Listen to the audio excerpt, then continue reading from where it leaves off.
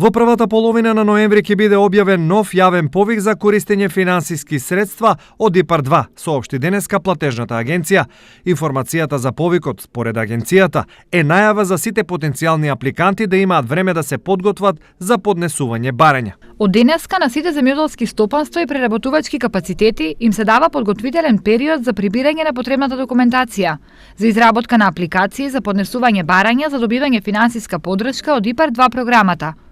Сите заинтересирани може да поднесат барања за инвестиции во материјални средства на земјоделските стопанства, како и за инвестиции во материјални средства за преработка на земјоделски и рибни производи. Информираат од платежната агенција. Правилата за користење ИПАР средства налагаат претходно склучување договор на потенцијалните корисници со агенцијата и реализација на одобрената инвестиција согласно претходно договорените услови.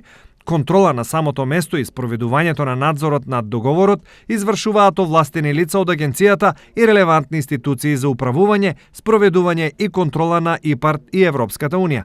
Деталите за вториот повик за ИПАР-2 ќе бидат објавени дополнително, а огласот ќе трае најмалку 45 дена.